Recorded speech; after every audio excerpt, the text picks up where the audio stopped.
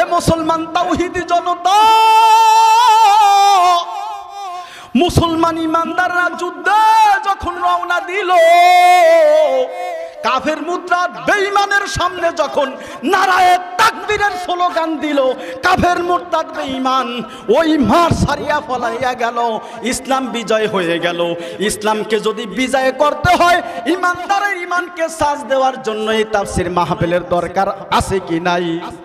ওই সরমনার ময়দানে আসিয়া মুসলমান ঘুমায়, বিলের ভিতরে শুয়া রইছে, বৃষ্টি পড়লো, কিন্তু সরমনার মাঠে বৃষ্টি পড়লো না। আল্লাহ পাক সেই সরমনার মাঠকে, ফাল্গুনের মাঠকে হেফাজত করলো। ও মুসলমান বান্দা, আল্লাহ পাকের নবী বলতেছেন, লা তাকুমুস সাআ হাত্তা ইয়াকুলু আল্লাহ আল্লাহ। এই পৃথিবীর ভিতরে একজন মানুষও আল্লাহ আল্লাহ বলা পর্যন্ত পৃথিবীর বুকে কিয়ামত হবে না, পৃথিবীর বুকে কিয়ামত হবে না। এমন একজন নবীর উম্মত হিসাবে এই পৃথিবীতে আপনাকে আমাকে মহান আল্লাহ পাঠাইলেন, যেই নবী মরুভূমির ভিতরে শুয়া রইল, একটা গাছ আসিয়া নবীকে ছায়া প্রদান করলো। জোরে কোন সুবহানাল্লাহ। ওই নবী ডাক দিয়ে বলতেছেন, আমার উম্মতেরা, শেষ জামানায় তোমরা আলেম পাইবে কিন্তু নবী পাইবে না।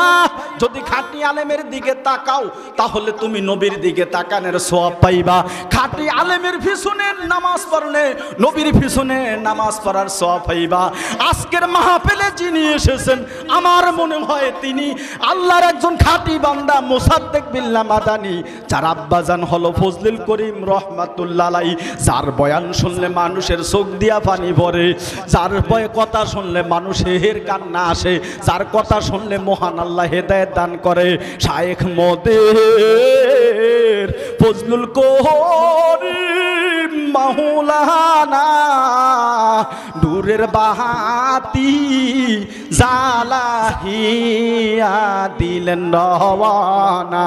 যে শুনিত আল্লাহর হলির বয়ান আসিয়া, করত তওবা দিত গুনাহ সারিয়া। শায়েখ মোদের ফজলুল করিম মাওলানা, নূরের বাতি জ্বালাহিয়া দিলেন রওয়ানা, নূরের বাতি জ্বালাহিয়া দিলেন রওয়ানা। হে মুসলমানি বান্দা, আমি মুশাররফ বিন আলী বহু মাহফিলে গেলাম, বহু পীরের দরবারে গেলাম, কিন্তু শরমনাই যাওয়ার কারণে আমার চোখে পানি আসতো, চোখ দিয়া পানি পড়তে পড়তে দাড়ি ভিজিয়া যাইত। মরহুম পীর শাহ হুজুর রহমাতুল্লাহ আলাইহির বহু ওয়াজ আমি ক্যাসেটে শুনলাম, যখনই শুনতাম তখনই চোখ দিয়া পানি বের হইত। হুজুরের বহু মুরিদের সঙ্গে আমি কথা বললাম, যখনই কথা বলতাম হুজুরের কথা স্মরণ করিয়া মুরিদের চোখে পানি।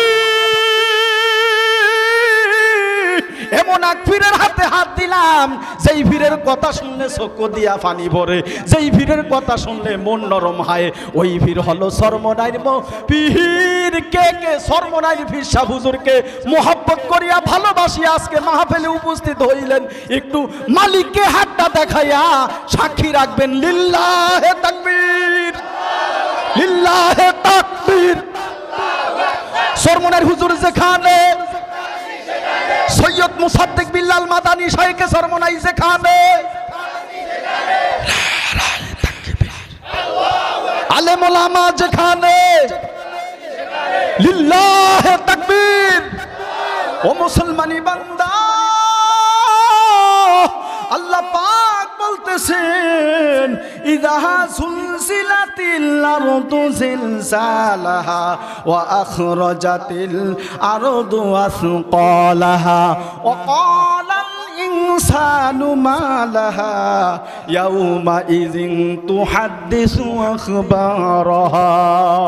জমিন তার সব খবর বর্ণনা করিয়া দিবে, বিআন্না রাব্বাকা আওহালাহা, রব নির্দেশ দিবে জমিন তোমার ভিতরে যা আছে সব কিছু খবর দিয়া দাও।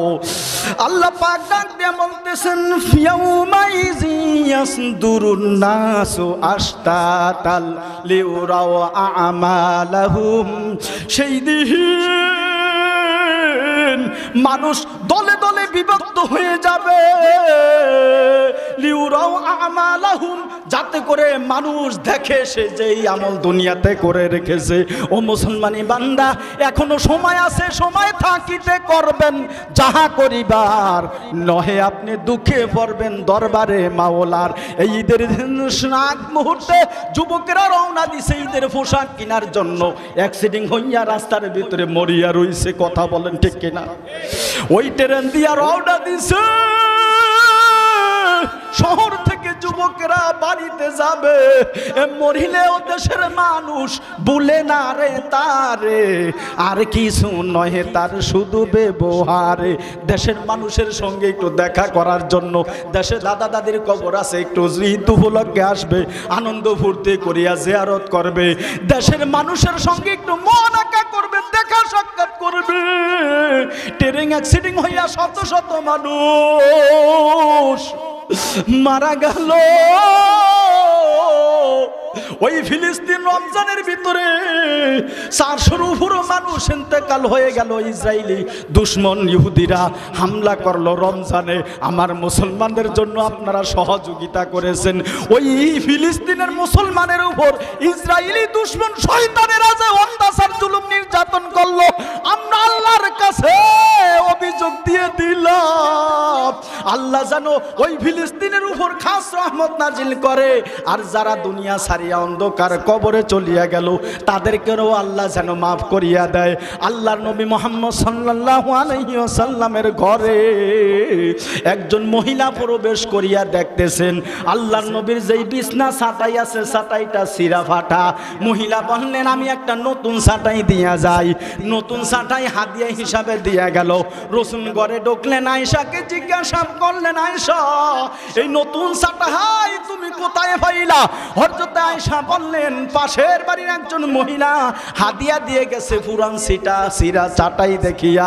হাদিয়ার চাটাই নতুন চাটাই। আল্লাহর নবী বললেন, নতুন চাটাই ফিরাইয়া দাও। আমি মুহাম্মদকে মহান আল্লাহ পৃথিবীর সব ধন ভান্ডারের চাবি আমাকে দেওয়ার জন্য অফার করেছে, আমি নেই নাই।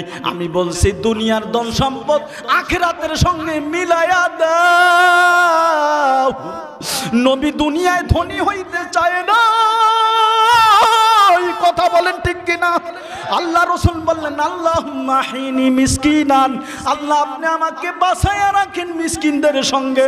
ওয়ামুতনি মিসকিনান, আমাকে মৃত্যু দিয়েন মিসকিনদের সঙ্গে। ওয়াহশুরনি যুমরাতাল মাসাকিন, আর আমাকে যখন হাসরের মাঠে উঠাইবেন তখন মিসকিনের সঙ্গে উঠাইবেন।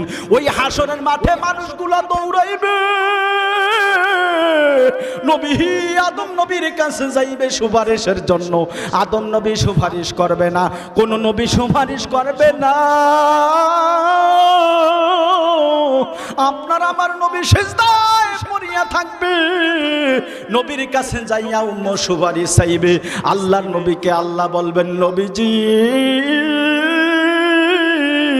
আপনি মাথা উঠান, মাথা উঠায় আপনি সুপারিশ করতে থাকেন। আপনি নবী যাকে সুপারিশ করবেন আমি আল্লাহ আপনার সুপারিশে তাকি আমার জান্নাতে দিয়া দিব। রসুলের সুপারিশ যদি পেতে হয়, রসুলের উম্মত সঠিক উম্মত হওয়া লাগবে, রসুলের তরিকা মানা লাগবে। আল্লাহর হাবিব মুহাম্মদ সাল্লাল্লাহু আলাইহি ওয়াসাল্লাম হাদিস শরীফের ভিতরে বললেন, ও বান্দারা তোমরা রমজানে 30টা রোজা রাখার পর, রসুল বলেন আমার উম্মতেরা শাওয়াল মাসে যদি তোমরা 6 রোজা রাখো তাহলে 11 মাস রোজা রাখার সওয়াব পাইবে। যারা 30 রোজা রাখলেন এই শাওয়াল মাসে 6টা রোজা রাখবেন, কানা কাসিয়ামি দাহারি, মহান আল্লাহ আপনাকে পুরা বছর রোজা রাখার সওয়াব দিয়া দিবে।